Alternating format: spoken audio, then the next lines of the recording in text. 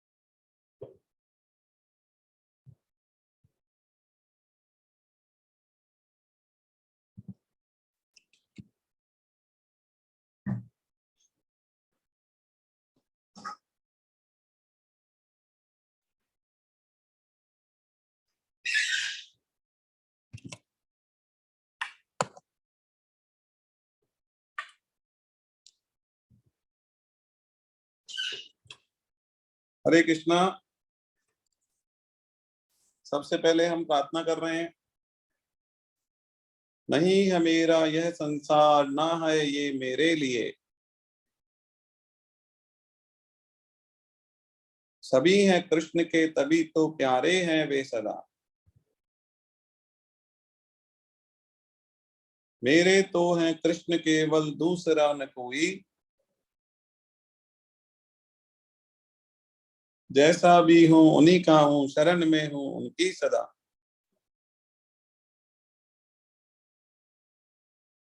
सुख दुख नहीं है जग में, सिर्फ है परिस्थितियां। है सभी प्रसाद प्रभु की, लौ लगे कृष्ण से सदा। वसुदेव सुतं देवं, कंस चाणूरमर्दनम।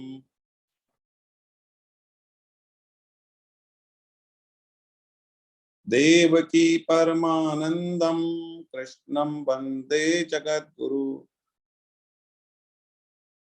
हरे कृष्ण। छठे अध्याय में कल हम पढ़ रहे थे, छठा अध्याय।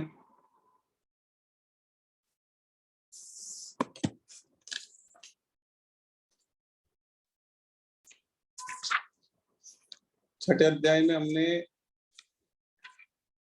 6.26 तक कर लिया था। पेज नंबर 183 पे आएंगे। पेज नंबर 183 है और श्लोक है 6.27 और 28, 6.27 एंड 28। 6.27 एंड 28 हम पढ़ रहे हैं। देखिए क्या बोल रहे हैं भगवान। जिसके सब पाप नष्ट हो गए हैं, जिसके सब पाप नष्ट हो गए हैं, इसका क्या मतलब होता है? जिसके सब पाप नष्ट हो गए का मतलब है जिसका तमोगुण खत्म हो गया, जिसमें तमोगुण खत्म हो गया। आप नोट कर लें चाहे से, इसका मतलब क्या है? जिसका तमोगुण है, प्रमोद प्रमाद जो है, मोह है, वो खत्म हो गया है। तो तमोगुण से ही व्यक्ति पाप करता है, तो उसका तमोगुण समाप्त हो चुका है। अब वो पाप में लीन नहीं होगा, पाप में लिप्त नहीं होगा। उसका अप्रवृत्ति मतलब आलस्य, एक तरीके से आलस्य खत्म हो गया है, प्रमाद खत्म हो गया, मोह खत्म हो गया। तो आलस्य, प्रमाद, मोह ये सब तमोगुण के ही कंटेंट है। तो ये सब इसके नष्ट हो गए हैं। अब इसका मोह भी नहीं है, इसके अंदर आलस्य भी नहीं है, प्रमाद भी नहीं है, और जितने भी तमोगुणी कार्य होते हैं ना, वो भी ये नहीं करता है। तो जिसके सब पाप नष्ट हो गए मतलब जिसका तमोगुण समाप्त हो गया है, जिसका रजोगुण शांत हो गया है। फिर बोला आगे, जिसका रजोगुण भी शांत हो गया है। तो रजोगुण में क्या करता है व्यक्ति? लोभ करता है। रजोगुण का क्या कंटेंट होता है? लोभ करता है, स्पृहा रखता है, लोभ करता है, स्पृहा रखता है।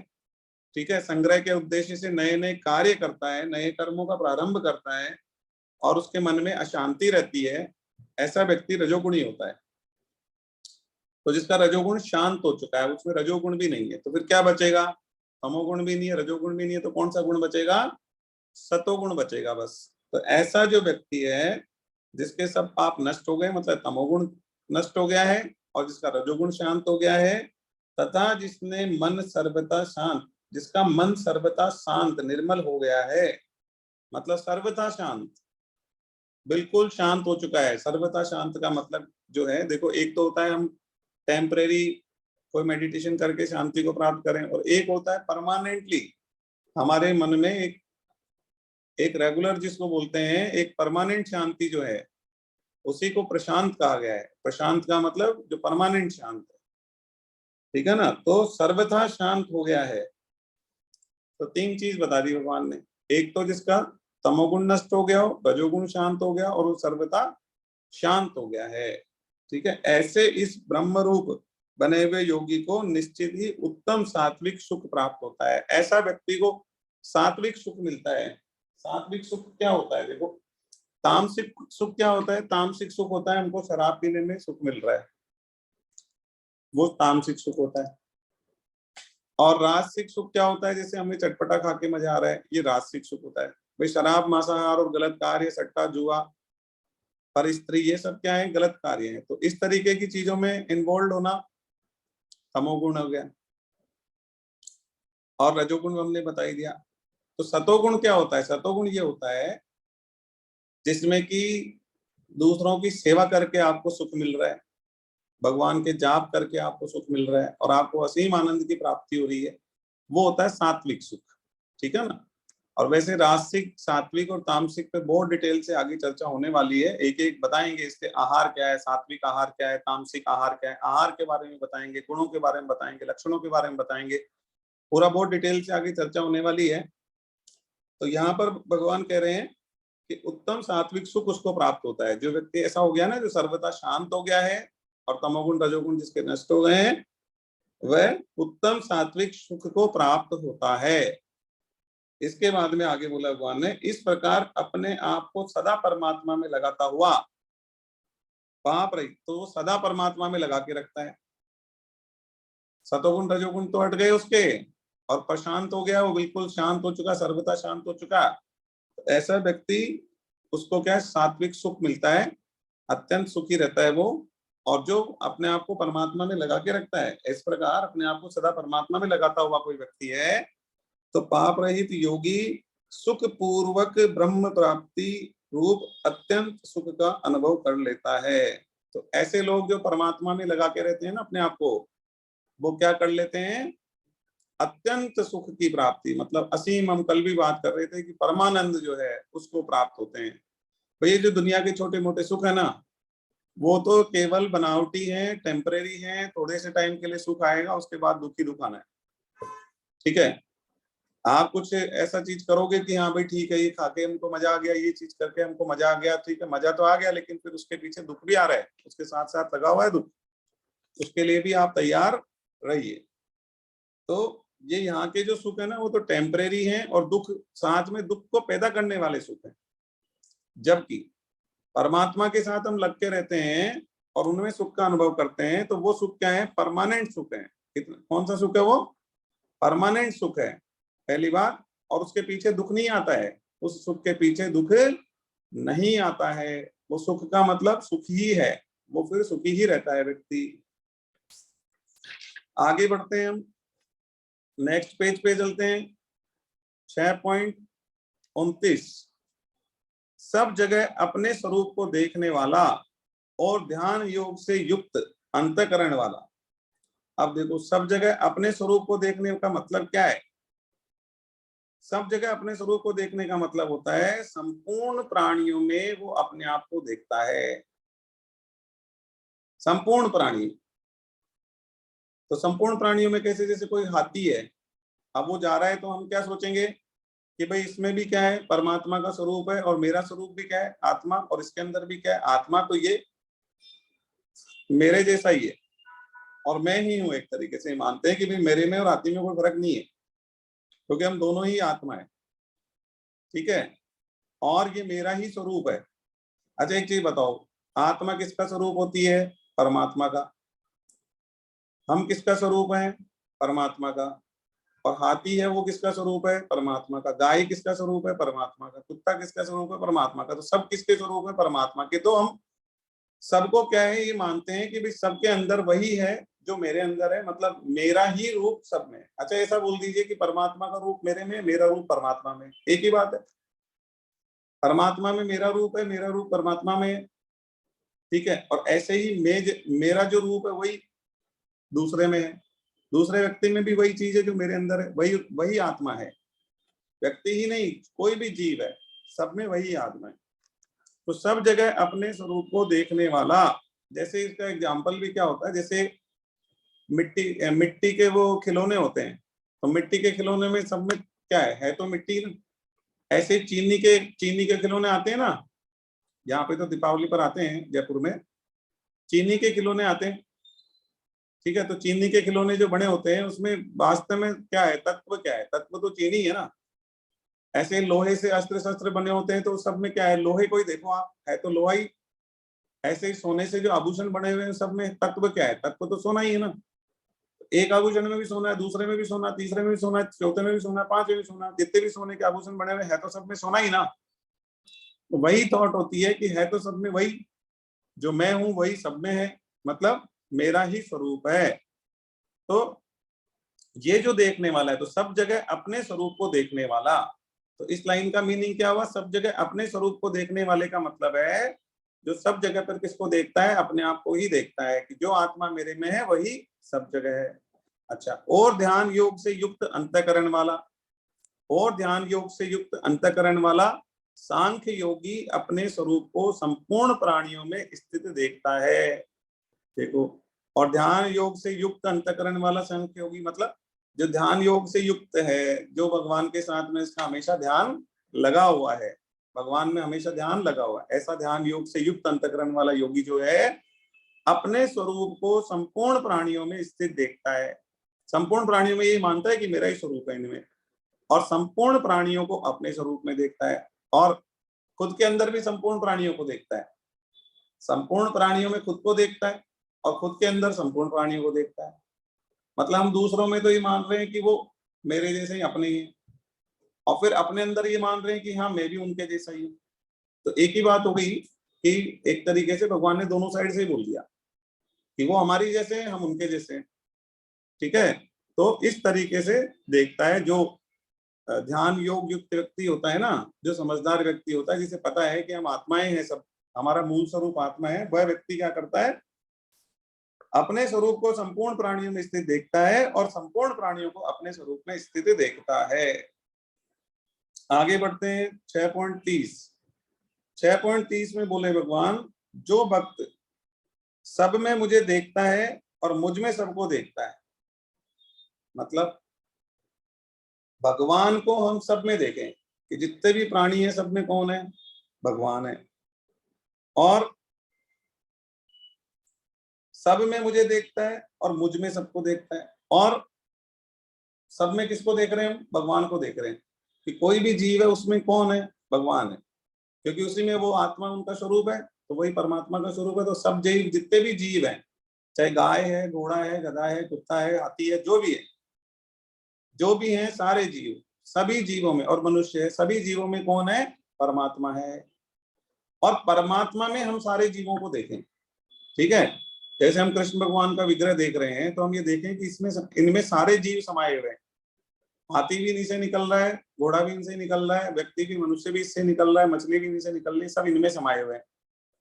तो सब जीवों में परमात्मा को देखना है और परमात्मा में सारे जीवों को देखना है, ठीक है। तो इस तरीके से, तो जो भक्त मुझ में सब में मुझे देखता है और मुझ में सबको देखता है, उसके लिए मैं अदृश्य नहीं होता हूँ। अब एक चीज बताओ, उसके लिए भगवान अदृश्य कहाँ होंगे, वो तो जिसको भी देखेगा सब में भगवान ही दिख रहे हैं, जिनको भी देखेंगे सब में भगवान ही दिख रहे हैं। तो उसके लिए मैं अदृश्य नहीं होता, और मेरे लिए वह अदृश्य नहीं होता। और जैसे हम सब जगह भगवान को देखते हैं, तो फिर भगवान भी सब जगह से हमको देखते हैं। होता क्या है कि भगवान तो जैसा आप करोगे ना वैसा वैसा करेंगे।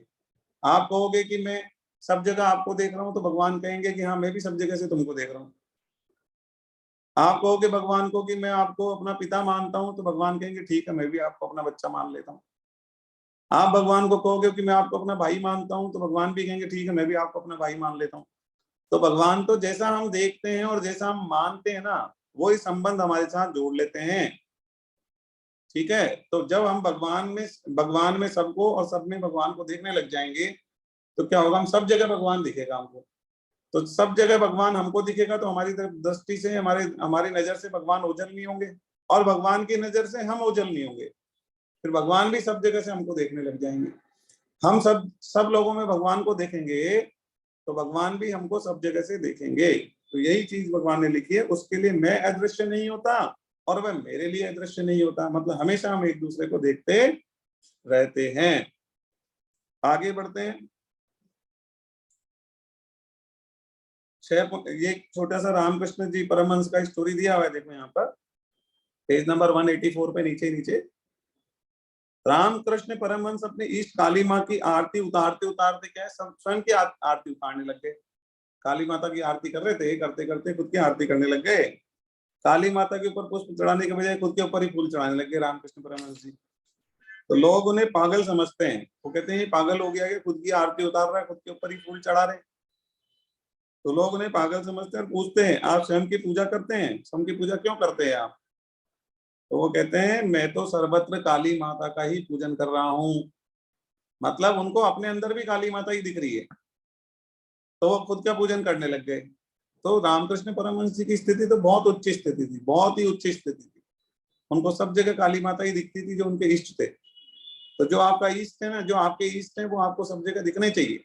अपने अंदर भी वही है और बाहर भी सबके अंदर वही है। ठीक है, आगे चलते हैं। 6.31 मुझ में एक ही भाव से स्थित हुआ जो भक्ति योगी, मुझ में एक ही भाव से स्थित हुआ जो भक्ति योगी संपूर्ण प्राणियों में स्थित मेरा भजन करता है। ठीक है, पहली बात तो मुझ में एक ही भाव से स्थित हुआ। भक्ति योगी का मतलब क्या है कि जो मुझे एक ही भाव से, मतलब एक, बस एक परमात्मा है, इस भाव से मुझ में मन स्थिर कर रखा उसने, परमात्मा के अलावा कोई नहीं। तो एक ही भाव से मुझे देखता है, ऐसा भक्ति योगी, ठीक है, संपूर्ण प्राणियों में स्थित मेरा भजन करता है। अब सब में क्या है? परमात्मा है। संपूर्ण प्राणियों में स्थित कौन है? परमात्मा। गाय में भी, कबूतर में भी, कुत्ते में, सब में परमात्मा है। तो वो क्या करता है? भगवान का भजन करता है हर जगह, हर जगह भगवान का भजन करता है। सभी प्राणियों में स्थित मेरा भजन करता है कि भाई सभी सभी प्राणी में स्थित है ये भगवान, उनका मैं क्या कर रहा हूँ? भजन कर रहा हूँ, उनका पूजन कर रहा हूँ, उनका नाम ले रहा हूँ। जैसे आप हरे कृष्ण बोल रहे हैं तो आप बोल रहे हैं कि सब में कृष्ण है, जितने भी प्राणी सब में कृष्ण है। तो आप किनका भजन कर रहे हैं? सभी प्राणियों का भजन भी कर रहे हैं। वह सब कुछ बर्ताव करता हुआ भी मुझ में ही बर्ताव करता है, अर्थात वह नित्य निरंतर मुझ में ही स्थित है। तो जो ऐसा मान लेता है सब जगह जितने भी प्राणी हैं उनमें भगवान को देखना पहले तो, और देख के उनका भजन पूजन करना, उनके मन में समझना कि भाई मैं कबूतर की पूजा कर रहा हूँ ना, तो उसमें भी तो भगवान ही है, उसमें क्या है? उसके अंदर क्या है? भगवान है। तो किसी की भी मैं पूजा कर रहा हूँ, सबके अंदर भगवान। तो वो एक उच्च स्थिति होती है कि हमारी स्थिति इतनी ऊंची हो जाए कि हम सब में भगवान देखने लग जाएं, उसकी बात करें। यदि ऐसा यदि कोई कर रहा है तो वह नित्य निरंतर मुझ में ही स्थित है, फिर वो नित्य निरंतर भगवान में ही स्थित माना जाएगा, क्योंकि सब जगह उनको भगवान के अलावा कुछ दिख ही नहीं रहा है। तो नित्य निरंतर मुझ में ही स्थित है, ऐसा मानेंगे, ये भगवान कह रहे हैं। आगे बढ़ते हैं। 6.32 तो 6.32 है, हे अर्जुन, पेज नंबर 186 पाएंगे। हे अर्जुन, जो भक्त अपने शरीर की उपमा से सब जगह मुझे समान देखता है। अपने शरीर की उपमा से का क्या मतलब है समझिए। जैसे हमारा शरीर है तो हम क्या करते हैं? हम ये देखते हैं जो हमारा हाथ है, हमारा पांव है, हमारे शरीर का कोई भी हिस्सा है, हमारा मुंह है, नाक है, कान है, वटेवर, तो जो भी हमारे शरीर के अंग हैं, हम क्या सोचते हैं उनमें से कोई भी अंग क्या नहीं होना चाहिए? डिस्टर्ब नहीं होना चाहिए। और उनमें से कोई भी अंग क्या नहीं होना चाहिए? खराब नहीं होना चाहिए। उनमें से कोई भी अंग क्या, उसको दुख नहीं पहुंचना चाहिए, चोट नहीं पहुंचनी चाहिए। क्यों? क्योंकि ये शरीर जो है ना, वो मेरा शरीर है। तो सब जगह जहाँ हाथ है, पांव है, नाक है, मुंह है, कान है, ये सब मेरा ही शरीर है। पूरा का पूरा शरीर किसका है? मेरा ही है। पूरा का पूरा कैसा रहना चाहिए? सही रहना चाहिए, स्वस्थ रहना चाहिए, सलामत रहना चाहिए, सुखी रहना चाहिए। ठीक है, तो ऐसे ही जो भक्त अपने शरीर की उपमा, जैसे हम अपने शरीर को सब जगह देखते हैं ना, से सब जगह मुझे समान देखता है, वैसे ही हम क्या करते हैं? भगवान को भी हम देखेंगे सब जगह है, सबके अंदर है, और सभी सुखी रहने चाहिए, सभी स्वस्थ रहने चाहिए। सर्वे सर्वो भवन्ति सुखिनः। सनातन धर्म का तो ये क्या है? नारा है, सर्वो भवन्ति सुखिनः, सभी सुखी रहने चाहिए, सब सुखी रहने चाहिए। देखिए इसमें क्या होता है, जो हमारे दुश्मन है ना, वो भी सुखी रहना चाहिए, यही कामना करते हैं। सनातन धर्म में तो यही कामना की जाती है कि वो भी सुखी रहना चाहिए। ठीक है, उसने कुछ गलत काम किया है तो उसको दंडित भी करना पड़ेगा, तो दंडित भी करेंगे, हम भी दंडित करेंगे। तो दंड देना कोई बुरी बात नहीं होती, मैं बता दूं आप। दंड देने से क्या होता है, वो व्यक्ति और आगे के पाप नहीं करता है, वो आगे फिर पाप करने से उसके पापों का खाता रुक जाता है। जैसे भगवान कृष्ण ने दुर्योधन को मरवा दिया, मरवाया, कर्ण को भी मरवा दिया, औरों को इतने सारे जो थे सब, बहुत सारे, महाभारत का युद्ध हो गया, इतने लोग मर गए, इतने लोग मर गए। तो भगवान ने मरवाया क्यों? क्योंकि भगवान को पता है कि दुर्योधन तो सुधरने वाला है नहीं, तो इसका सबसे बढ़िया उपाय क्या है कि इसको मार दिया जाए। ये इसके ऊपर बहुत बड़ी कृपा होगी, अपन इसको मार देंगे। तो कृपा क्यों होगी? क्योंकि ये मर जाएगा तो पाप करना बंद कर देगा, इसके पापों का खाता यहीं रुक जाएगा, और ये जिंदा रहेगा तो और पाप करेगा, और पाप करेगा, और पाप करेगा, अपना खाता इतना खराब कर लेगा जिसका कोई लिमिट नहीं है। लेकिन भगवान ने दुर्योधन को मरवा के उस पर कृपा करी है, उसका बुरा नहीं किया है, और भगवान तो किसी का बुरा कर ही नहीं सकते। जैसे भगवान कैसे बुरा कर सकते हैं, सब बच्चे हैं भगवान के, तो जैसे हम अपने बच्चे का बुरा नहीं कर सकते हैं क्या? करना तो दूर की बात, सोच भी सकते हैं क्या हम अपने बच्चे का बुरा कर सकते हैं क्या? या हम अपने बच्चे का बुरा सोच भी नहीं सकते, करना तो दूर की बात है। ऐसे ही क्या दुर्योधन भगवान का बच्चा नहीं है? क्या दुशासन भगवान का बच्चा नहीं है? सब भगवान के बच्चे हैं। लेकिन अब वो इतना आसक्त हो चुके हैं, काम में, भोगों में इतना आसक्त हो चुके हैं, अहंकार में इतना पड़ चुके हैं वो, कि अब वो छूटना उनके लिए संभव नहीं हो पा रहा। तो उनको दंडित करा जाए या उनको मृत्यु प्रदान की जाए, ताकि आगे हो। अब जैसे रावण है, तो रावण सुधर सकता था क्या? नहीं सुधर सकता था। खूब कोशिश कर ली, सबने बात कर ली, उसकी माता जी ने भी बोल दिया, पिताजी ने भी बोल दिया, उसके पूरे परिवार वालों ने बोल दिया, कुंभकर्ण ने बोल दिया, सबने कह दिया, लेकिन वो सुधरने के लिए तैयार नहीं सुधर रहा। वो सुधर जाता और आ जाता भगवान की शरण में, तो भगवान उसे माफ कर देते जो भी उसने करा था उसके लिए। लेकिन जो सुधरने के लिए तैयार नहीं है, तो उसको दंडित करना ही क्या है, सही है, ताकि उसके पापों का खाता और नहीं बढ़े। ठीक है, तो भगवान तो बहुत कृपालु हैं जी, किसी को दंडित भी करते हैं, किसी को मृत्यु भी प्रदान करते हैं ना, तो उसमें बहुत करुणा करते हैं कि भाई अभी सुधर नहीं सकता, तो इसका सबसे बढ़िया इलाज है, इसका खाता यहीं रोक दो। ठीक है, तो ये एक तरीका है। तो ऐसे हम बात ये कर रहे हैं कि यहाँ पर जो श्लोक चल रहा है कि अपने शरीर की उपमा से सब जगह मुझे समान देखता है, कि भाई जैसे हम हमारे शरीर को ये चाहते हैं ना कि हमारा शरीर जो है वो सुखी रहना चाहिए, शरीर का हर अंग सुखी रहना चाहिए, हमारा हाथ है उसको भी चोट नहीं लगनी चाहिए, नाक मुंह कान सब सलामत रहने चाहिए, सब सुखी रहने चाहिए। ठीक है, तो वैसे ही सब जगह सभी प्राणियों में क्या है, परमात्मा है, और सभी सुखी रहने चाहिए। सर्वो भवन्ति सुखिनः, ये हमारे सनातन धर्म का नारा है। और सुख और दुख को भी समान देखता है। तो एक तो सब जगह सब प्राणियों में क्या होता है, सब सुखी रहे ऐसा सोचता है, सबको समान देखता है, सुख और दुख को भी क्या देखता है, समान देखता है। वह परम योगी माना गया है। जिसके लिए सुख और दुख समान है, उसको क्या माना गया है, उसको परम योगी माना गया है। चलो आगे बढ़ते हैं। इसके बाद में नेक्स्ट पेज पे आते हैं। अर्जुन उवाच 187 पे अर्जुन बोलते हैं।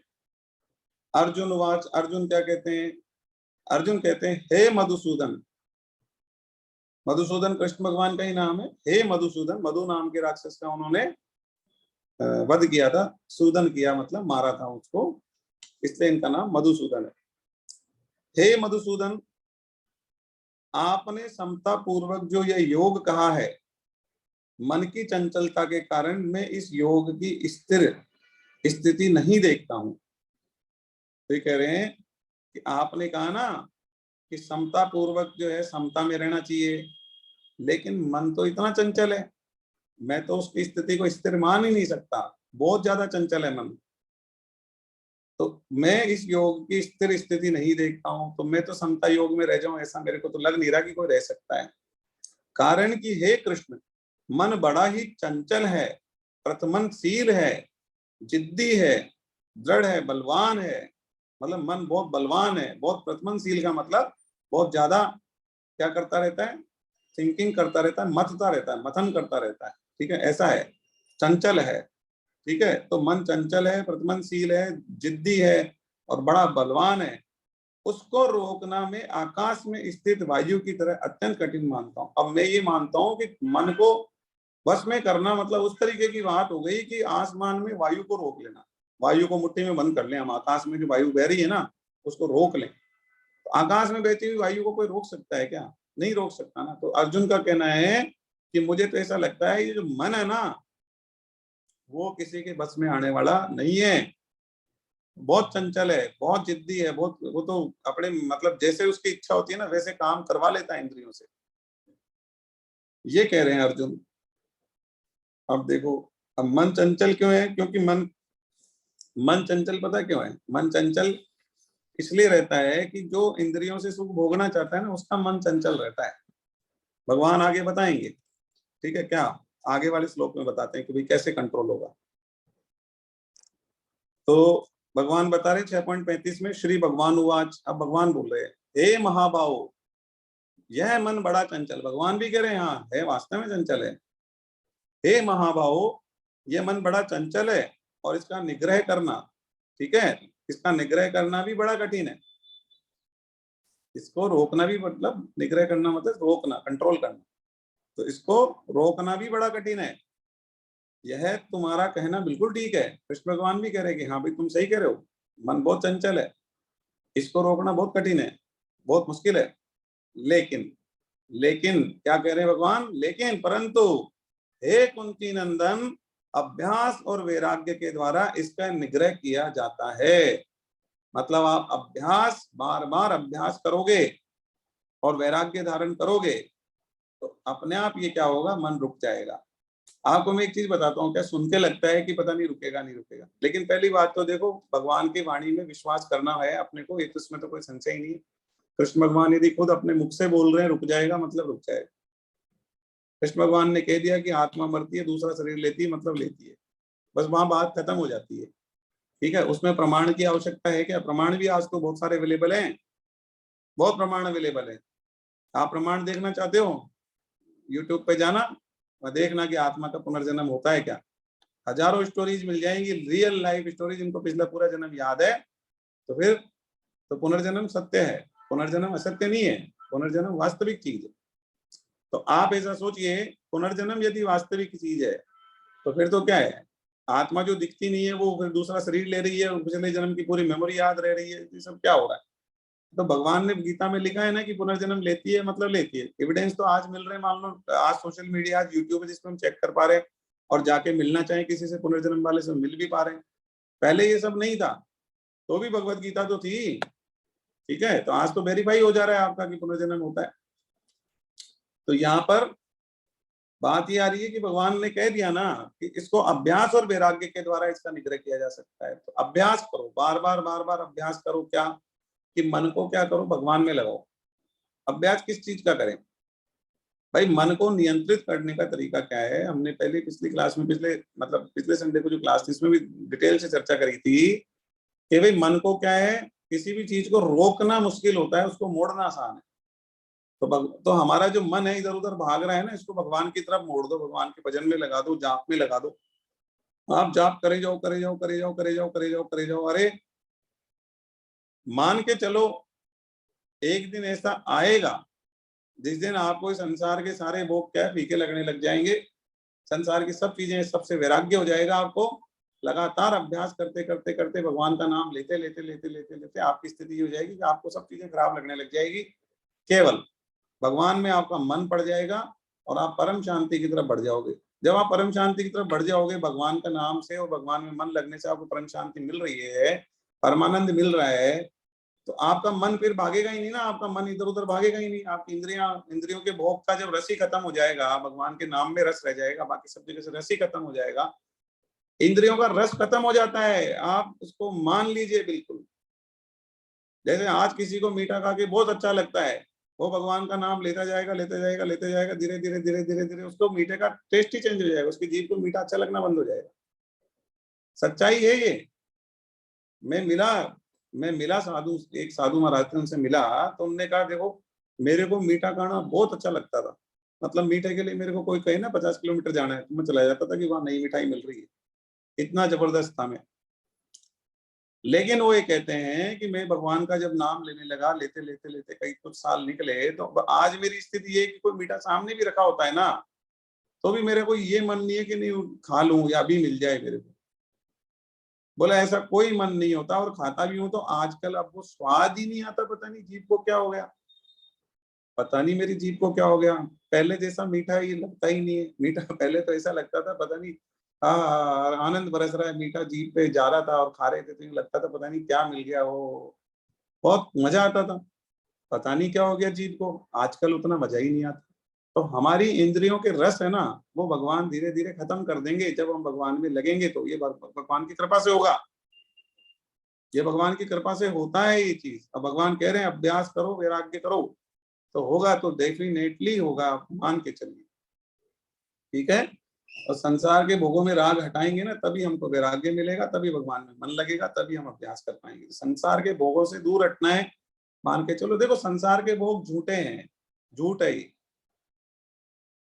झूठे कैसे हैं?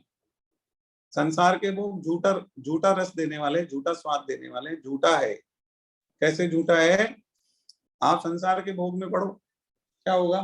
आपको लगेगा आपको मजा आ रहा है, सुख मिल रहा है, ठीक है, लगेगा, लेकिन थोड़ी देर बाद वो दुख में कन्वर्ट हो जाएगा, तो झूठा ही तो हुआ। अरे सुख है, यदि मजा है तो फिर मजा रहना चाहिए ना, फिर हमेशा रहना चाहिए वो, तब तो मजा बोलो आप उसको। लेकिन झूठा मजा क्या है? जैसे फॉर एग्जाम्पल झूठा मजा क्या हुआ कि आपको कोई कहे कि साहब वहां चलते हैं, पर बहुत मजे करेंगे, ठीक है, तो आपको वहां ले गए, थोड़ी देर मजा करवाए, फिर आपके 2 डंडे मार दिए, तो ये कहीं के मजे? तो इसको आप मजा बोलोगे? ऐसे मजे करना चाहेगा कोई? तो झूठे मजे हुए ना वो तो, कि थोड़ी देर के मजे करा के 2 डंडे मारेंगे वो आप, तो ये कौन सा मजा हुआ? तो झूठा ही तो मजा हुआ, वो तो झूठा ही मजा था कि मजा तो कम मिला, डंडे पड़ गए, उसमें दर्द ज्यादा हो गया, ऐसा। तो इसलिए ये संसार के जितने भी भोग है ना, ये झूठे हैं। ये मजा तो देते हैं लेकिन बाद में फिर डंडे भी पड़ते हैं। डंडे पड़ने का मतलब उससे किसी भी प्रकार से दुख आता है, उससे किसी भी प्रकार से दुख आता है। तो सच्चा, जैसे आप घूमने जा रहे हो मजे करने, तो वहां मजे ही मजे करो और मजे करके आ गए, जब तो आपने ठीक है ये मान लिया कि हाँ साहब सही था। अभी मैंने बोला थोड़ी देर पहले कि लेकिन आपको घुमाने कोई ले गया बहाने से कि वहां घुमाने चलते हैं, और उसने घुमा लिया, थोड़ी देर मजे कराए आपको, फिर आपके डंडे मार दिए उसने, 3-4, 2-4-5 डंडे मार दिए, फिर आपको घर भेज दिया, तो बोलो मजा आया क्या?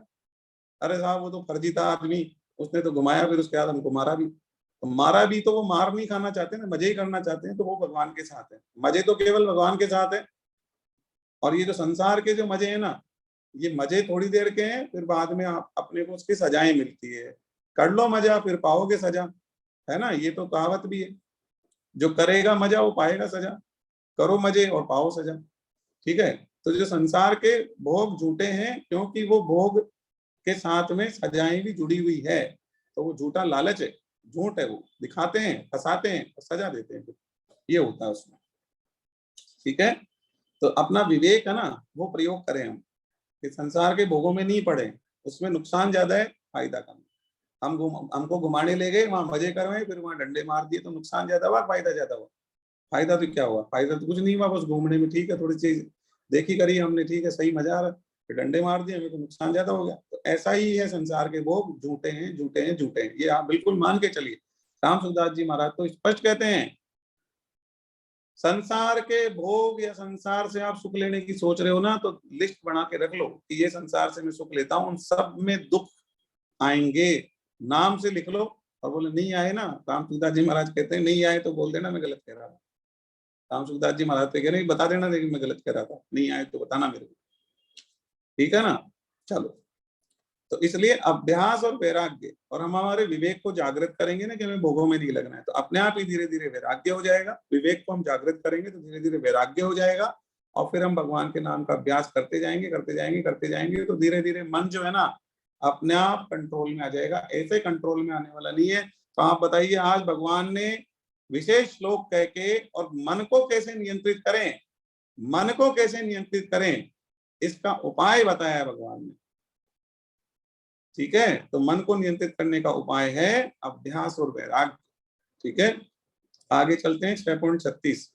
जिसका मन पूरा वश में नहीं है उसके द्वारा योग प्राप्त होना कठिन है। अब जिसका मन वश में नहीं है उसका तो ध्यान भी नहीं लगेगा, उसका तो मन कंट्रोल ही नहीं होगा, ठीक है। लेकिन भगवान ये कह रहे हैं परंतु उपाय पूर्वक यत्न करने वाले तथा वश में किए मन वाले साधक को योग प्राप्त हो सकता है, ये मेरा मत है। अब उपाय पूर्वक यत्न करे, जो उपाय लगाए नए नए कि यार ऐसा करते हैं कि अब मैं भोगों से दूर हो जाऊं, तो एक काम करता हूं ना, मैं दृढ़ निश्चय कर लेता हूं कि मेरे को ऐसी कोई चीज करनी नहीं है ना, और मैं एकांत का साथ लेता हूँ, एकांत में बैठ जाता हूँ और भगवान में ध्यान लगाता हूँ, भजन करता हूँ। तो ऐसे वो उपाय करके लगा रहेगा ना यदि, तो उसका मन वश में हो जाएगा और फिर वो योग को प्राप्त हो पाएगा।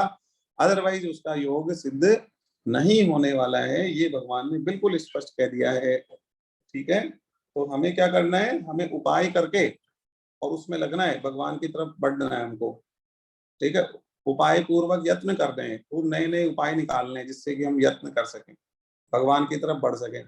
कि हम मंदिर में बैठ के 2 घंटे भजन करेंगे, मन लगेगा, कहाँ जाएगा मन, बताओ आप। भगवान के विग्रह के सामने बैठे हैं, फोन आपने कर लिया स्विच ऑफ, साइलेंट कर लिया, स्विच ऑफ करके दुनिया से तो काट दिया कनेक्शन, अब कट गया कनेक्शन दुनिया से।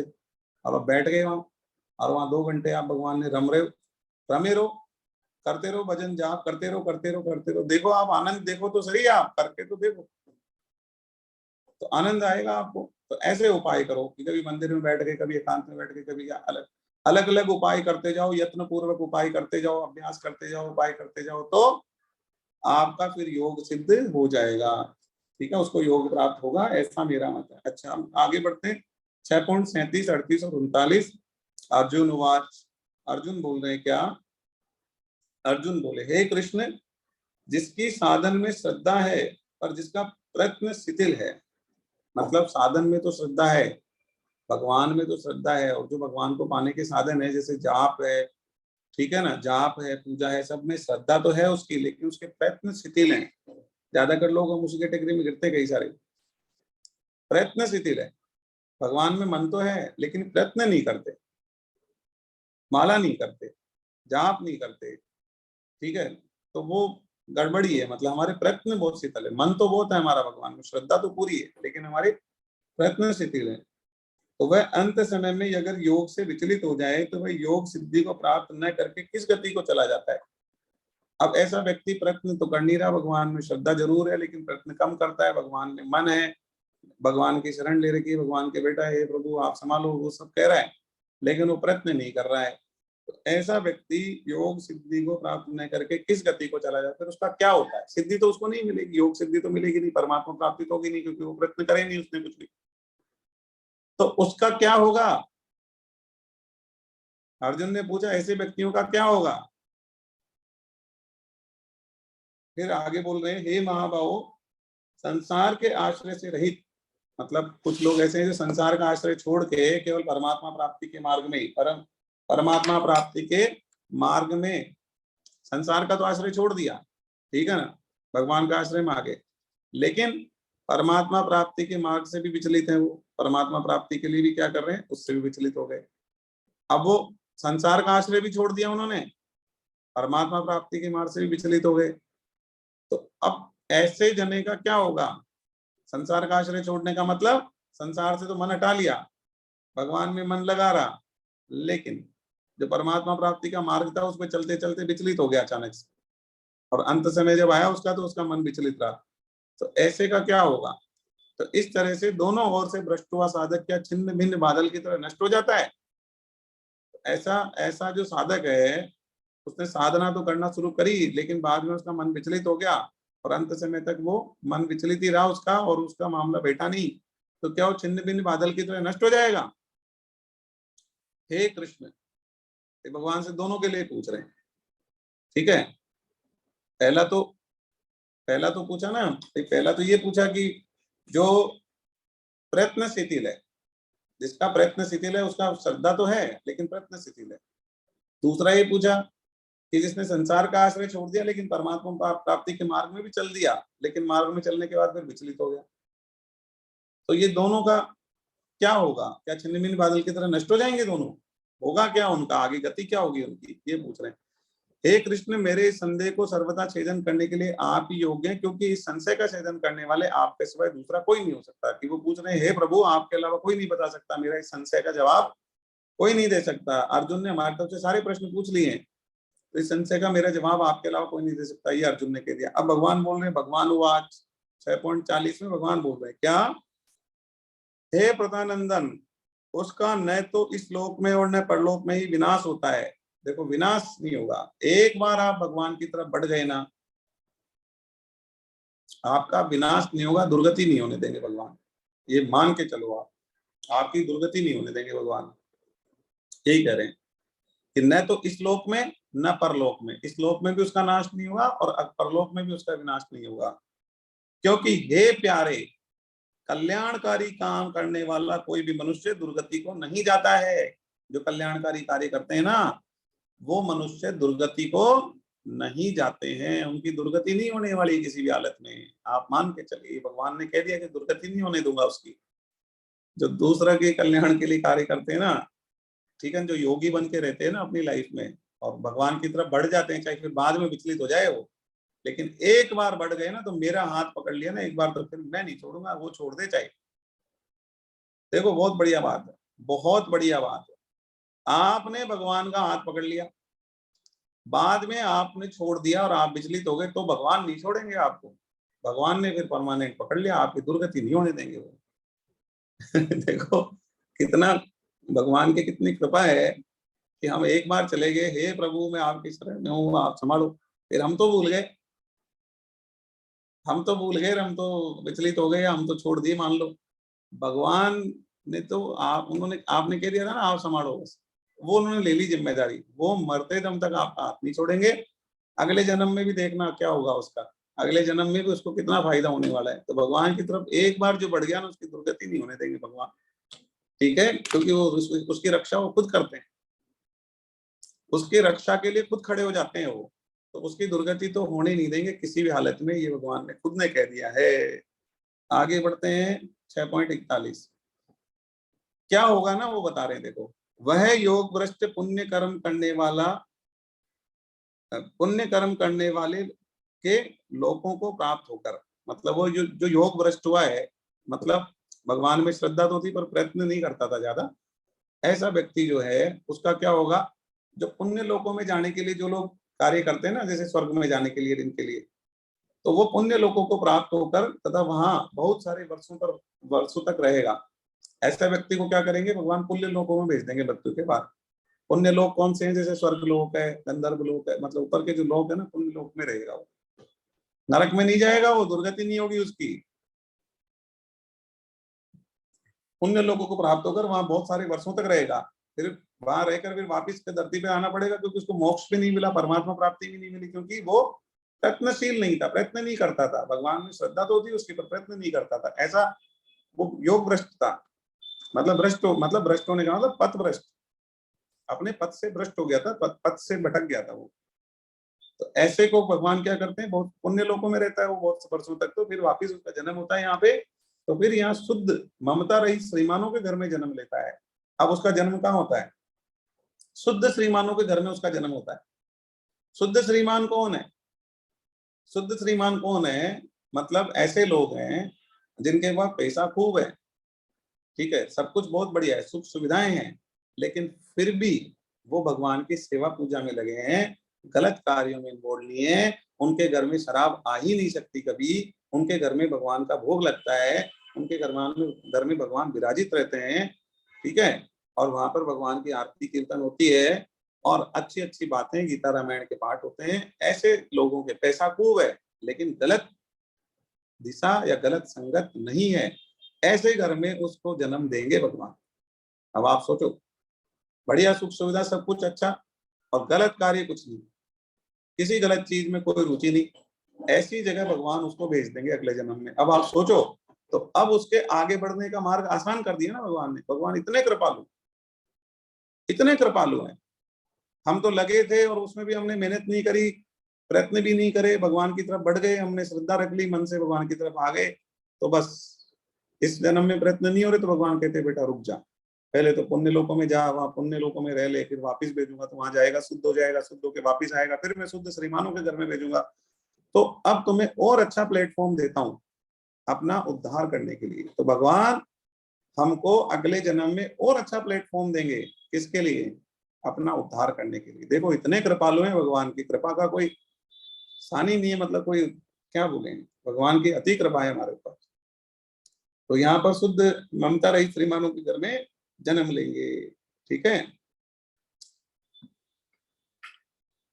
अच्छा, शुद्ध श्रीमानों की पता भी दिया है कौन है, देखो मैंने बताया था आपको, ऐसे व्यक्ति जिनका धन शुद्ध कमाई का होता है, कभी पराया हक नहीं मारते वो, किसी का पराया हक लिया हुआ धन नहीं होता, उनका शुद्ध कमाई का धन होता है। कभी सुख सुविधा ऐश्वर्य तो उनके पास बहुत होती है, धन बहुत होता है, लेकिन भोगों और पदार्थों में नहीं लिप्त होते हैं वो। शुद्ध पैसा कमाई का होता है, पूरा टैक्स पे करा हुआ, किसी का टैक्स भी चोरी नहीं करी, किसी के पैसे भी नहीं मारे, किसी के पैसे रखे भी नहीं, बिल्कुल शुद्ध धन होता है। अरे अशुद्ध धन तो आप जानते हैं ना, जिसके पैसे मार लिए, उसके रख लिए, उसका ये कर दिया, वो कर दिया है, और टैक्स चुरा लिया, तो ये अशुद्ध पैसा होता है, ये अशुद्ध पैसा होता है। शुद्ध पैसा क्या होता है? आपने पूरा टैक्स पे कर दिया, किसी की चोरी नहीं करी, ईमानदारी से, किसी से झूठ नहीं बोल के पैसे कमाए, पूरी ईमानदारी से आपने अपना व्यापार करके पैसे कमाए या नौकरी करके आपने पैसे कमाए, ठीक है, किसी तरीके की गड़बड़ी नहीं है आपके पैसे में, वो शुद्ध पैसा है। तो जिनकी, तो वो शुद्ध श्रीमान कौन है? शुद्ध कमाई का पैसा जिनके घर में, और पैसा भी खूब होता है उनके पास, तो उनके पास में धन सुख सुविधाएं खूब है, लेकिन भोग पदार्थों में ममता नहीं है उनके घर में। कभी शराब नहीं आ सकती, मांसाहार नहीं हो सकता, सट्टा जुआ नहीं हो सकता, गलत कार्य नहीं हो सकता। हाँ, अब क्या होता है, इनके आचरण भाव शुद्ध होते हैं, इनके यहाँ पे साधन सत्संग का वातावरण होता है, शुद्ध श्रीमानों के घर में साधन सत्संग का वातावरण होता है, और इनके घर में सत्संग मिलने के कारण ही योग भ्रष्ट इस जन्म में कल्याण, योग भ्रष्ट का इस जन्म में कल्याण निश्चित है, फिर अगले जन्म में उसका कल्याण हो जाता है। इस जन्म में उसका कल्याण नहीं हुआ तो भगवान उसको संभाल के और बेटर प्लेटफॉर्म पे भेजते हैं नेक्स्ट ईयर, नेक्स्ट जन्म में। बताओ आप, मनुष्य योनि भी देते हैं, अच्छे घर में भेजते हैं। कैसे घर में? आप इतने शुद्ध श्रीमानों के घर में उसका जन्म होता है। कौन से व्यक्ति का? जिसका भगवान में श्रद्धा है, लेकिन उसने बहुत ज्यादा प्रयत्न नहीं किए, तो फिर उसकी दुर्गति तो होने का सवाल ही नहीं है। भगवान ने बताया मैं उसका क्या करता हूँ, पहले पुण्य लोकों में भेजता हूँ, बहुत वर्षों तक वो पुण्य लोकों में रहता है, फिर धरती पे आता है, शुद्ध श्रीमानों के घर में जन्म देकर बेटर प्लेटफॉर्म देता हूँ, और इस जन्म में उसका उद्धार हो जाता है, क्योंकि उसको साधन सत्संग सुख सुविधा सब मिलती है, और भोग पदार्थों से दूर रहता है वो, तो अपने आप उसका उद्धार होने के चांसेस पूरे हो जाते हैं। ठीक है, आगे बढ़ते हैं। देखो भगवान की कृपा देख रहे हैं आप, देख रहे हैं भगवान की कृपा ऐसी होती है। भगवान की कृपा 6.42-43 में बता रहे भगवान और क्या होता है। अतः वैराग्यवान योग भ्रष्ट, अच्छा वैराग्यवान योग भ्रष्ट कौन? दूसरी कैटेगरी। दूसरी कैटेगरी क्या? दूसरी कैटेगरी ये कि जो संसार का आश्रय तो छोड़ चुके हैं, मतलब संसार से तो वैराग्य ले लिया, लेकिन भगवान के जो मार्ग है, परमात्मा प्राप्ति के मार्ग से विचलित हो गए, परमात्मा प्राप्ति के मार्ग पे बढ़ भी गए, संसार से वैराग्य भी ले लिया था, संसार का आश्रय भी छोड़ दिया था, है ना, और परमात्मा प्राप्ति के मार्ग में भी बढ़ गए थे, चल दिए थे, सारा काम सही चल रहा था, लेकिन फिर विचलित हो गए, फिर विचलित हो गए, पथभ्रष्ट हो गए। तो वैराग्यवान योग भ्रष्टों का क्या करते हैं भगवान? देखना, अब देखो, उस दुर्गति का तो सवाल ही नहीं है, देखना उसका क्या इलाज होगा। क्या मतलब इलाज, मतलब उसका क्या, भगवान उसको क्या देंगे सोल्यूशन, इलाज नहीं बोलेंगे, सॉल्यूशन बोलेंगे, उसको भगवान सॉल्यूशन क्या देते हैं देखो। इस प्रकार मतलब जो वैराग्यवान योग भ्रष्ट हैं उनको वो क्या होता है, उसको ज्ञानवान योगियों के कुल में जन्म लेता है। ज्ञानवान योगी, ज्ञानवान योगी का मतलब जिनको पूर्ण ज्ञान है भगवान का, कौन? आत्मा, परमात्मा, ईश्वर सब पता है, ऐसे योगियों के घर में जन्म होता है उनका। इस प्रकार जो ये जन्म ये संसार में निसंदेह बहुत ही दुर्लभ है। ऐसा तो ज्ञानवान लोगों के घर में, ज्ञानवान योगियों के घर में जन्म होना तो बहुत दुर्लभ है भाई, अति दुर्लभ है। जैसे किसी ऋषि के घर में जन्म हो गया, किसी साधु महात्मा जो सिद्ध संत हैं, अरे जो खुद सिद्ध हैं, बहुत बड़े संत हैं और बहुत बड़े महंत हैं, उनके घर में जन्म हो गया, ऐसा जन्म। तो ज्ञानवान जो योगी होते हैं, जो परम योगी हैं, उनके घर में आपका जन्म हो गया, तो आप सोचो वहां माहौल क्या होगा। वहां तो माहौल केवल योग और परमात्मा भगवान की बातें, इसके अलावा कुछ हो ही नहीं सकता वहां तो। ठीक है, और अशुद्ध पैसा वैसा ये सब की तो बात ही नहीं है, वो तो बहुत दूर की बात रह गई। वो तो, ये तो बिल्कुल प्योर लोग, बिल्कुल प्योर, तो बिल्कुल प्योर घर में जन्म होता है, प्योर ऐसा ज्ञानवान योगियों के घर में जन्म होता है, जो तो दुर्लभ बताया गया है, बहुत दुर्लभ बताया है उसको। यह संसार में निसंदेह ही दुर्लभ है, ऐसा तो ये तो बहुत ही दुर्लभ चीज है। हे कुरुनंदन, वहां पर उसको पहले मनुष्य जन्म की साधन संपत्ति अनायास ही प्राप्त हो जाती है, फिर उससे वह साधन की सिद्धि के विषय में पुनः विशेषता से यत्न करता है। अब आप बताओ, ऐसे व्यक्ति जो उसने पिछले जन्म में वैराग्य ले लिया था और वो बाद में पथभ्रष्ट हो गया, उसको भगवान भेजते हैं ज्ञानवान योगियों के घर में, मतलब उसको योगी के घर में भेजेंगे, वैरागी के योगी के घर में भेजेंगे, है ना। और बड़े ऐसे जहाँ वहां जन्म मिलना ही दुर्लभ है, वहां पहुंचना ही दुर्लभ है, ऐसे घर में जन्म देंगे उसको। अब वहां पे उसके पास सब साधन सामग्री व्यवस्था, सब ज्ञान नॉलेज सब कुछ वहां पे उसके सामने रेडी है, उसके लिए सब तैयार है भाई, जन्म होने वाला उसके पहले सब व्यवस्था है उसके लिए। ऐसी जगह हर किसी को जन्म थोड़ी मिल सकता है, ठीक है। और वहां साधन सिद्धि के बिना वो वापस पुनः यत्न करना शुरू कर देगा। अब पिछले जन्म में तो उसका उद्धार होने से बच गया, अब इस जन्म में भगवान उसको पिछले जन्म से भी बेटर प्लेटफॉर्म दे रहे हैं, बेटर पोजीशन दे रहे हैं, ठीक है। कि ऐसे ही घर में जन्म दे दिए जहां सारे वैरागी हैं, और वहां सारा ही सिस्टम इस तरीके का है कि सब ज्ञानवान योगी हैं, सब योग में लगे रहते हैं और भगवान में लगे रहते हैं। और क्या माहौल है वहां, साधन सत्संग कीर्तन सुलभ है बिल्कुल, जो अच्छे अच्छों को नहीं मिलता ना, वो सब चीज वहां बहुत आसानी से सुलभ है। और वो उसका मन भी वैसे लग जाता है। अब आप एक बात हो, बच्चा है, बच्चे को तो आप जैसे ढालोगे वैसे ढल जाएगा ना। भिखारियों के बच्चे रोड पे खड़े होकर भीख मांगने में उनको शर्म नहीं आती, क्योंकि उन्होंने देखा वैसे ढल गए, ठीक है। तो जो जैसा देखता है, जो अपने परिवार जैसा कर रहा है वैसा करने में उसको बिल्कुल भी, जैसे जैसे मान लीजिए तो मेहतर है, तो मेहतर के बच्चों को नाली साफ करने में शर्म नहीं आती, क्यों नहीं आती? क्यों? अरे वो वैसा ही देखा, उनको बिल्कुल ऐसा लगता है हाँ ये तो काम ही है, नॉर्मल काम। और आप मेहतर के अलावा और किसी के बच्चों को बोलो तो उससे तो होएगा ही नहीं, वो तो आप उसे 200 रुपए दो तो 500 रुपए दो, 5,000 रुपए दो, करेगा ही नहीं। तो आप समझिए, तो वो जैसा घर में पैदा होते हैं ना, तो घर का माहौल वातावरण सिस्टम देख के बच्चा डल जाता है। बच्चा तो कच्ची मिट्टी है ना, कोरा कागज है ना, जो लिखना है लिख दो उस पे। तो उसका जन्म ऐसी जगह होता है कि वो ढल जाता है शुरू से ही, सत्संग में योग में भगवान में ढल जाता है, ठीक है। तो यही कह रहे हैं कि भाई वो ऐसा ही ढल जाता है वहां पर, और फिर वह साधन सिद्धि के विषय में पुनः विशेषता से फिर लग जाता है, बचपन से ही लग जाता है। और बचपन से लगता है और विशेषता से लगता है, तो आप समझो फिर वो उसकी अच्छी गति होने के, मतलब परम गति होने के पूरे पूरे चांस हो गए। तो बेटर प्लेटफॉर्म दे रहे हैं भगवान, हर बार बेटर। दुर्गति का तो सवाल ही नहीं है, दुर्गति तो हो ही नहीं सकती। ये भगवान ने देखो विशेष चीज बोल दी है, बहुत ही ऐसा दुर्लभ अगम्य अमोघ है। मतलब ऐसा जन्म तो भगवान कहते हैं, ऐसी जगह जिसका जन्म होता है ना, वो अंतिम जन्म ही होता है उसका, क्योंकि उसका मोक्ष तय है, उसका मोक्ष तय है। आगे बढ़ते हैं, 6.44 और 45 में भगवान ने क्या बोला? वह श्रीमानों के घर में जन्म लेने वाला योग भ्रष्ट मनुष्य भोगों के परवश होता हुआ भी पहले मनुष्य जन्म में किए हुए अभ्यास के कारण ही परमात्मा की तरफ खिंच जाता है। जो शुद्ध श्रीमानों के घर में जन्म लिया ना, तो पिछले जन्म में जो उसने अभ्यास करा था ना, उससे क्या फायदा होता है उसको? वो परमात्मा की तरफ खिंचाव हो जाता है। आप देखेंगे, देखो कुछ बच्चे ऐसे होते हैं जो जन्म से ही परमात्मा की तरफ जिनका खिंचाव होता है, और कुछ बच्चे ऐसे होते हैं जो भयंकर उत्पाती मारकाट करने वाले, तो मतलब वो लड़ाई दंगा मतलब इस तरीके के होते हैं। तो वो कैसे? वो पिछले जन्म का प्रभाव रहता है। हमारा जो स्वभाव है ना, वो कई जन्मों से आ रहा होता है, ठीक है। तो वो उसका पिछले जन्म का प्रभाव रहता है, तो परमात्मा की तरफ खिंच जाता है।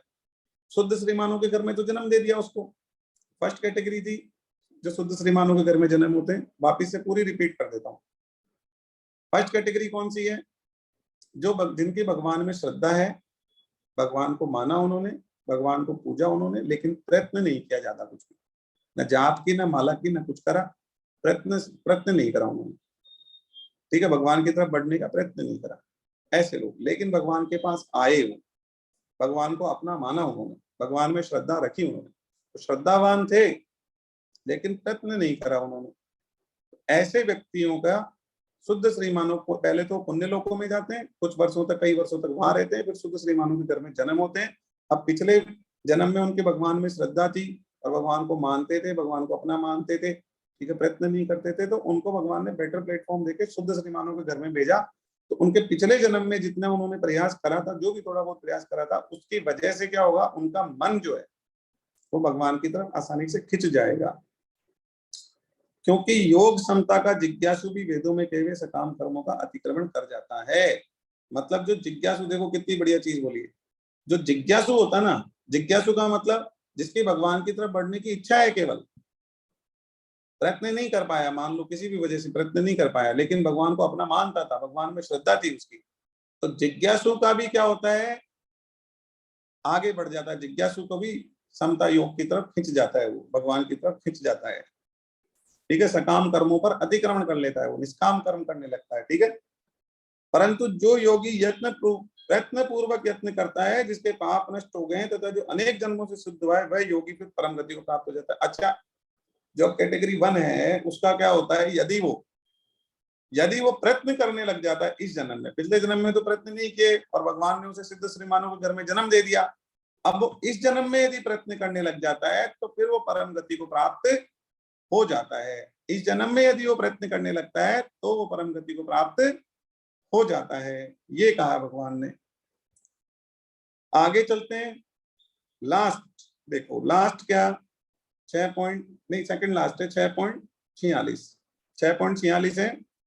देखो, तपस्वियों से भी योगी श्रेष्ठ है, ज्ञानियों से भी योगी श्रेष्ठ है, कर्मियों से भी योगी श्रेष्ठ है। अब सकाम भाव से जो तपस्या कर रहे हैं, सकाम भाव से जो ज्ञानी योगी हैं, सकाम भाव से जो कर्म योगी हैं, तो उन सबसे श्रेष्ठ भगवान ने किसे कहा, ऐसा मेरा मत है हे अर्जुन, तू योगी हो जा। योगी सबसे श्रेष्ठ बताया भगवान ने। योगी का क्या मतलब है, योगी का मतलब है यहाँ पर जो भगवान में अपना मन लगा दे, भगवान में, भगवान के साथ अपना मन जोड़ ले, वो यहाँ पर योगी का मतलब है। जो भगवान में अपना मन लगा के भगवान में लग जाए, वो है योगी यहाँ पे। ठीक है, तो योगी को सबसे श्रेष्ठ बताया है। भगवान में लगने वाला जो योगी है ना, वो सबसे श्रेष्ठ है।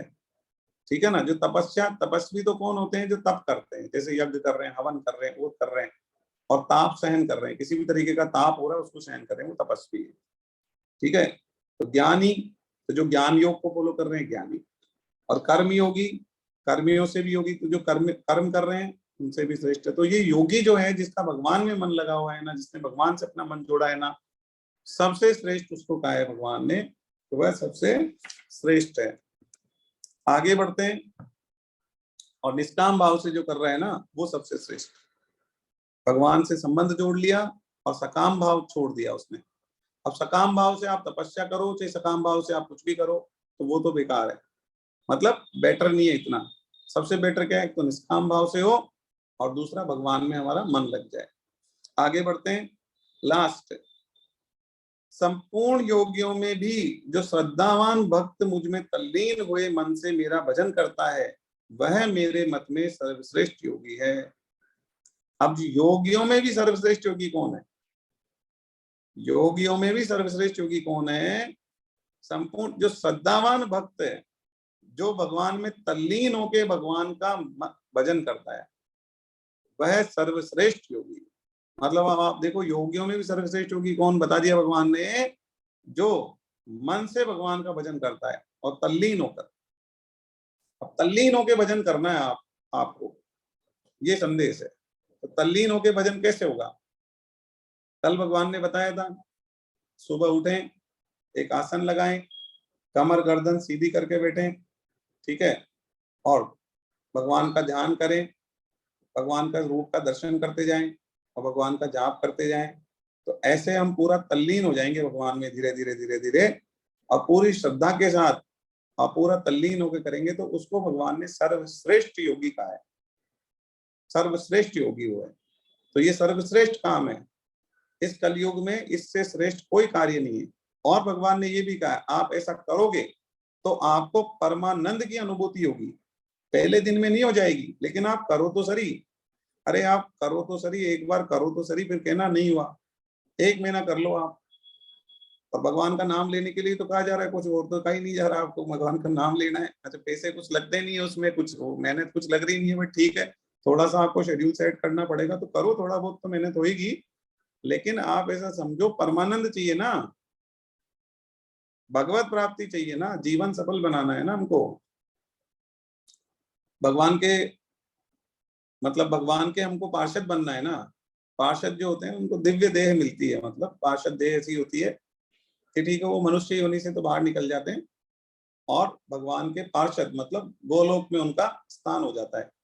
जैसे नारद ऋषि हैं तो नारद ऋषि भगवान के पार्षद हैं, उन्हें पार्षद देह मिली हुई है, ठीक है ना। ऐसे होते हैं भगवान के पार्षद। अब मैं आपको बताता हूँ, जो अनिरुद्ध दास जी महाराज हैं, आप उनसे, आप में से किसी का मिलना हुआ नहीं हुआ मुझे नहीं पता, लेकिन मेरा उनसे मिलना हुआ, बहुत सौभाग्य की बात रही। अनिरुद्ध दास जी महाराज जो हैं वो भगवान के पार्षद हैं। वो उनका यहाँ पर उनको भेजा है भगवान ने। भगवान अपने पार्षदों को धरती पर भेजते रहते हैं बार बार, जैसे भगवान खुद भी तो जन्म लेते हैं ना, ठीक है। तो भगवान अपने पार्षदों को भेजते हैं। तो अनिरुद्ध दास जी जो हैं वो भगवान के पार्षद है, वो गोलोकवासी है। आप बोलेंगे कि इसको माने कैसे, इस घटना को मतलब इस चीज को कैसे माने। देखो इस चीज को ऐसे मानेंगे कि अनिरुद्ध दास जी जो हैं उन्होंने भगवान के दर्शन, 2 बार भगवान के दर्शन हुए हैं उनको, और ये सत्य घटना है।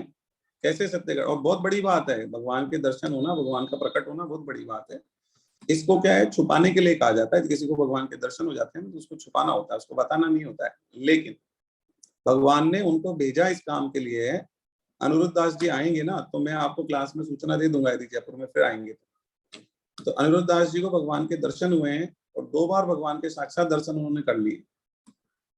गोलोकवासी हैं, ये कैसे पता चलेगा। देखो भगवान के दर्शन हुए तो उनको भगवान के दर्शन जो है वो अकेले में नहीं हुए।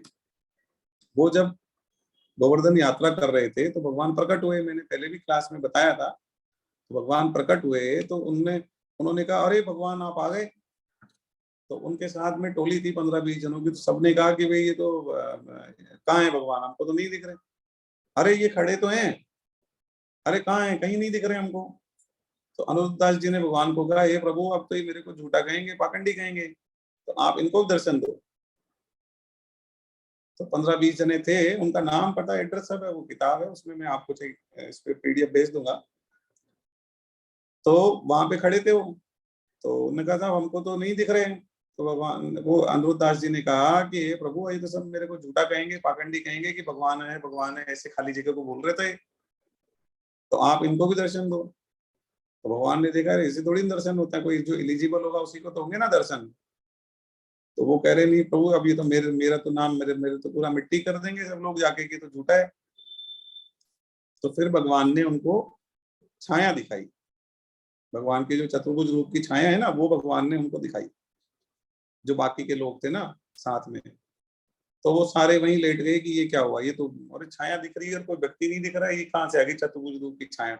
छाया देखते ही फिर बस थोड़ी देर बाद भगवान अंतर्ध्यान हो गए। तो ये सत्य घटना है, जो अनिरुद्ध दास जी ने अकेले ने दर्शन नहीं किए, छाया के दर्शन बाकी लोगों को भी कराए। तो इतने शुद्ध संत हैं और इतने उच्च संत हैं जो हैं अभी, उनकी आयु 96 वर्ष हो चुकी है, 96 साल हो गए, 70 साल हो गया उनको भगवान के लगातार जाप करते हुए, ठीक है। और अब तो उनका तो भगवत में है पूरा, बहुत ही जबरदस्त है मतलब आप। अच्छा अब वो गोलोकवासी है, ये चीज उनको बताई। जब वो 26 साल के थे तो हनुमान जी महाराज एक दिन उनके प्रकट हुए, उनको बताया कि ये जो है आप कोई सामान्य व्यक्ति नहीं हो, आप यहाँ पे आए हो नाम का प्रचार करने के लिए। भगवान नाम का प्रचार करते हैं अनिरुद्ध दास जी, जहाँ वो जाते हैं ना वहां भगवान नाम का प्रचार करते हैं कि भगवान का नाम लेना है। और उसके बाद लोगों का जो भजन और नाम की जो गति है ना वो दुगनी चौगुनी हो जाती है एकदम से। बहुत मतलब भयंकर तेजी से भगवान का जाप बढ़ता है अनिरुद्ध दास जी से मिलने के बाद में, ऐसा उनका प्रभाव है। हमने देखा है, मतलब आप हमारे पूरे साधकों की टोली 40-50 जनों की उनसे मिली थी, तो सभी लोग कहते हैं कि हाँ उस दिन जब वो आए उसके बाद में हमारा जो साधन है, भजन है, बहुत तेज हो गया है, बहुत तीव्रता आ गई है, बहुत जापों की संख्या, नाम जप की संख्या बढ़ गई है, बहुत ज्यादा बढ़ गई है। ऐसा सबने अपना अनुभव बताया, मेरा भी अनुभव रहा है। तो ऐसे संत आज भी शुद्ध संत हैं, यहाँ पर धरती पे हैं। तो हनुमान जी आए तो उन्होंने बताया, उनके क्या है निशान है, हाथों पर जो भगवान के आयुध होते हैं ना उनके निशान है। जैसे कृष्ण भगवान का जन्म हुआ, राधा रानी का जन्म हुआ तो उनके पांव पर चिन्ह होते हैं, शंख का, चक्र का, गदा का, कमल के फूल का, इस तरीके के उनके चिन्ह होते हैं भगवान के चरणों में। आप गूगल पे भी सर्च कर सकते हैं कि कृष्ण भगवान के चरणों पे कौन से चिन्ह थे।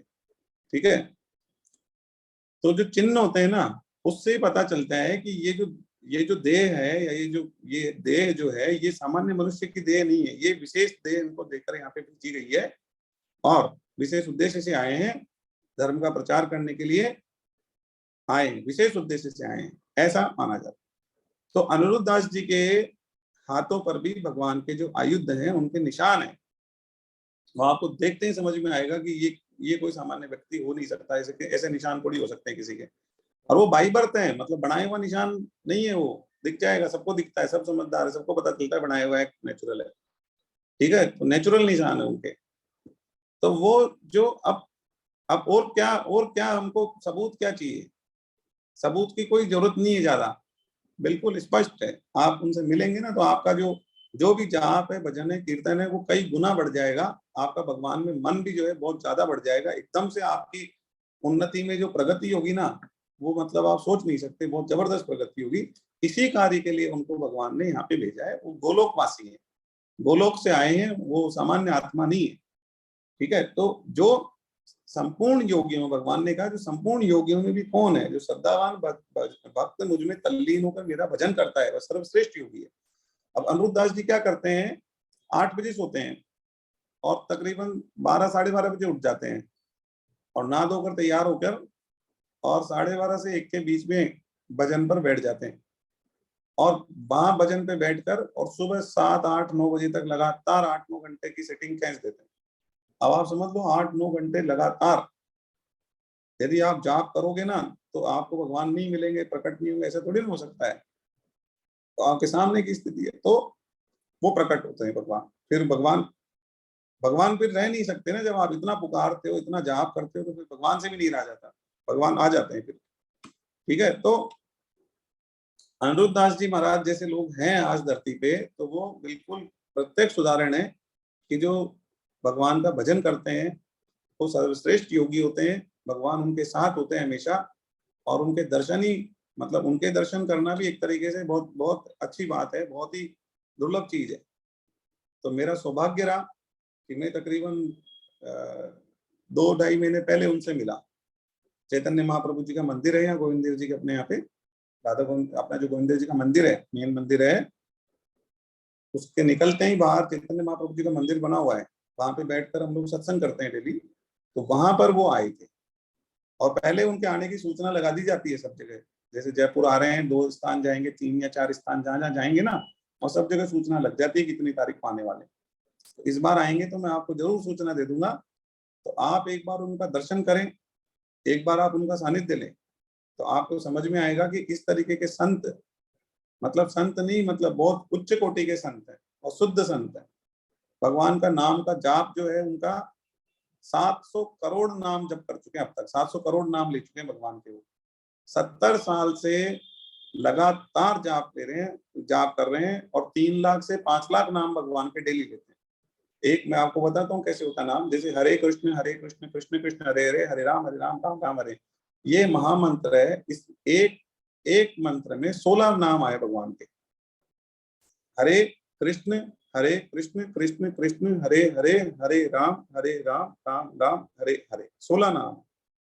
इस एक मंत्र में 16 नाम बोलते हैं भगवान के। तो इसकी एक माला होती है तो 16 मल्टीप्लाई 108 हो जाती है। तो ऐसे इसकी जब 64 माला हम करते हैं ना तो 1 लाख नाम हो जाते हैं।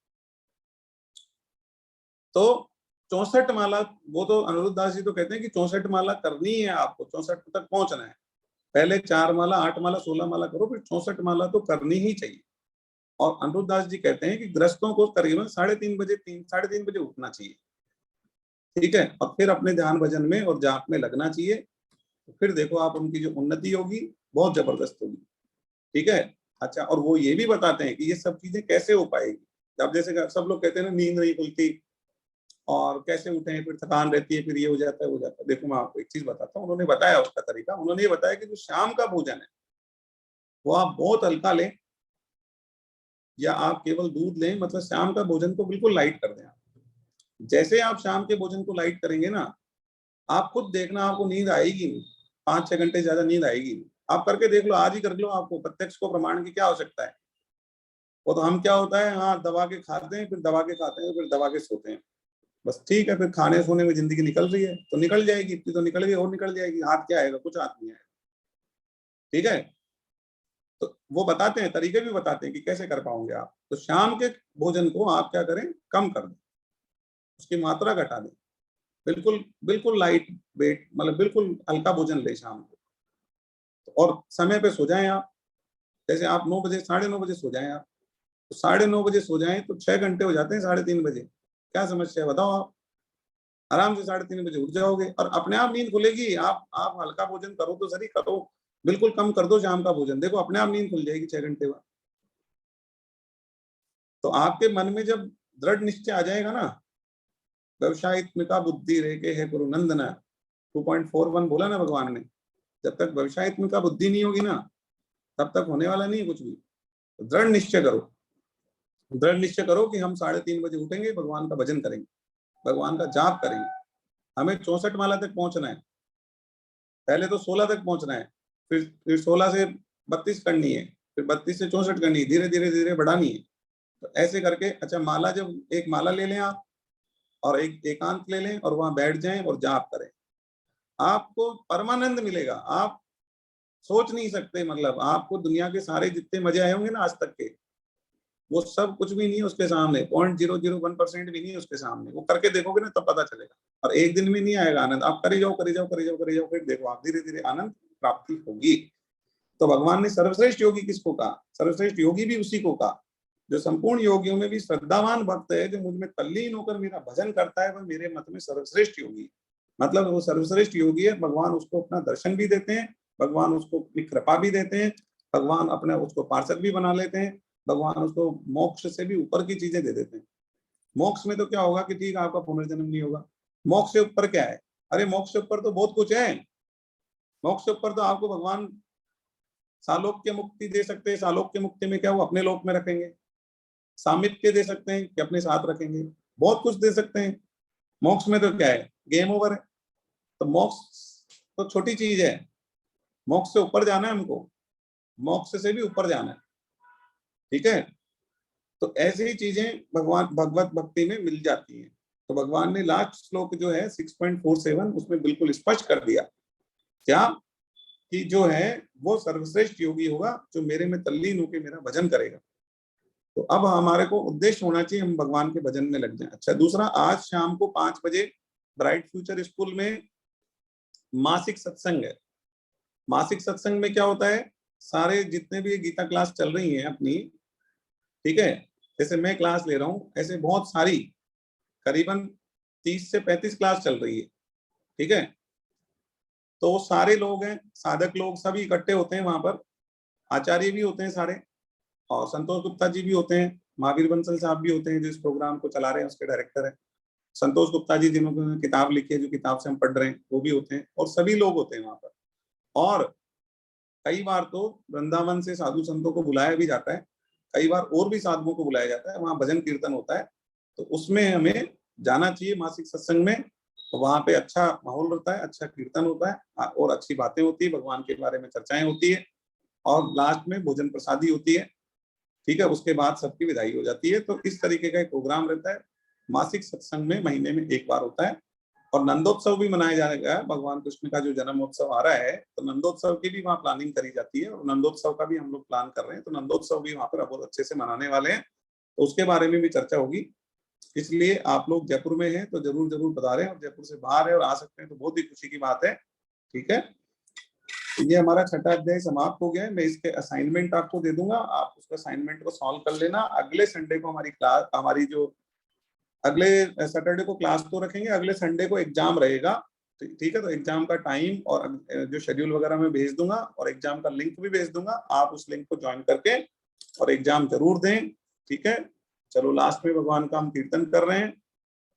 भगवान के नाम से, कीर्तन से ऊपर कुछ भी नहीं।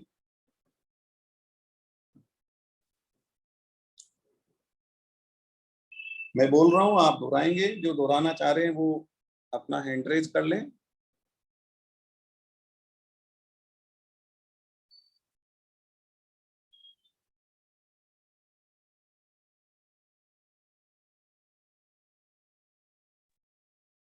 देवी साई जी ने हैंड रेज करा है, आप अनम्यूट।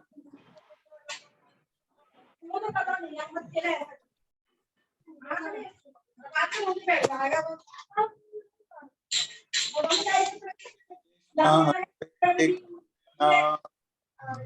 कृष्ण कृष्ण हरे हरे कृष्णा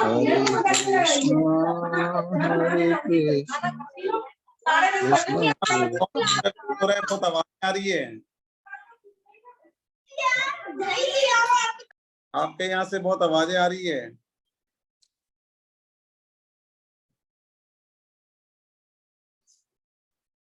चलिए मैं बोल रहा हूँ, आप दोहराएंगे। हरे कृष्णा कृष्ण कृष्ण हरे हरे,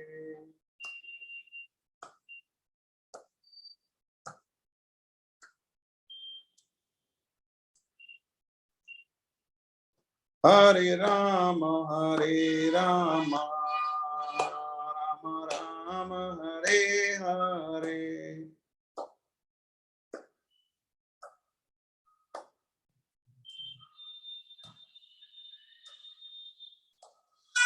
हरे कृष्ण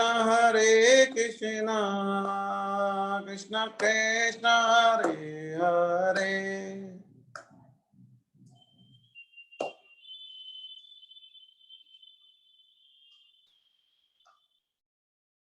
हरे राम राम राम हरे हरे।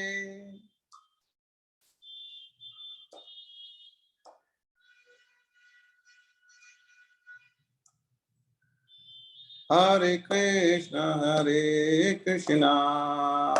कृष्ण कृष्ण हरे हरे,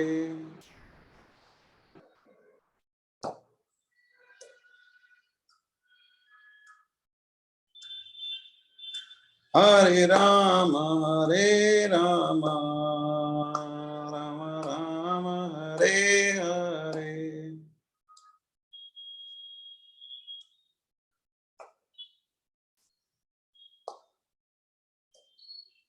हरे कृष्णा।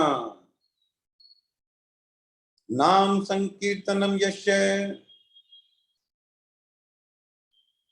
सर्व पाप प्रणाशनम,